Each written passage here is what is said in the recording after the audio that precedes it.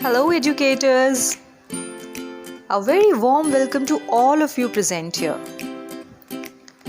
Well, have you ever thought about the ways to create positive change in the classroom?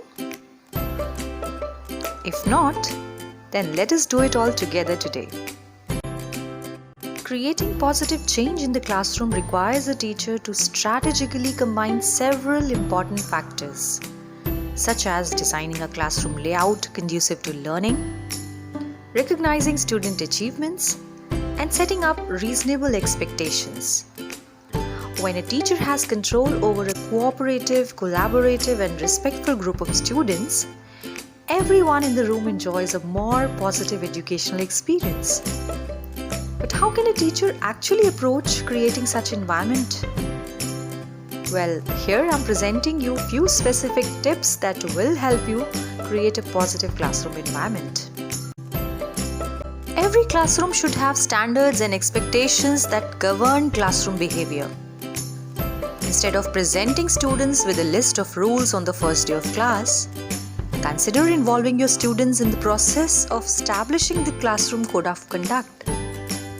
Start by discussing with the class the importance of treating others like we want to be treated ourselves. Then work with the class to brainstorm a list of positive behaviors like cooperation, kindness, and sharing. The class should then work together to write a code of conduct that reflects those positive behaviors and encourages traits like respect, fairness, and empathy. To a significant degree, building a positive classroom starts with you. Students can be impressionable, and the old adage, "Do as I say, not as I do," is not enough to convince youth to behave a certain way when you and other adults behave differently.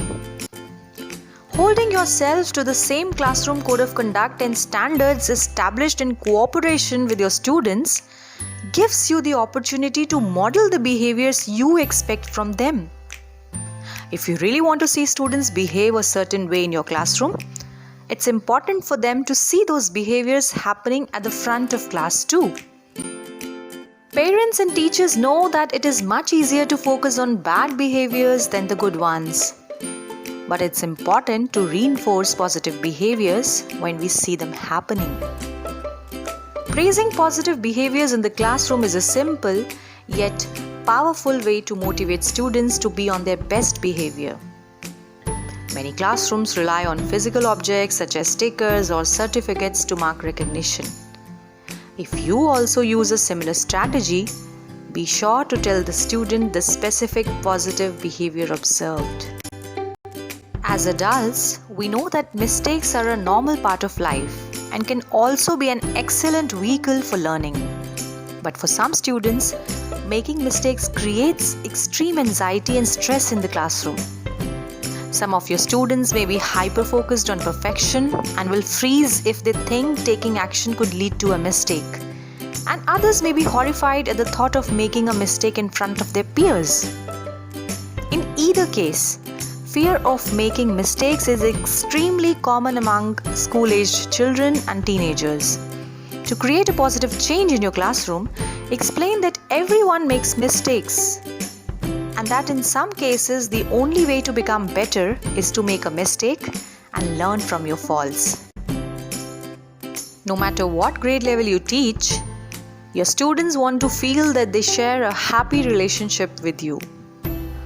Building rapport with your students involves doing the kinds of things you might do with your own children, such as eating lunch together or taking an interest in their hobbies or extracurricular activities. You might also consider installing a suggestion box to give students a pressure-free way to communicate concerns about the classroom while demonstrating that you respect and appreciate their input. I'm sure that these tips would be surely helpful in setting up a positive reinforcement within the classroom scenario.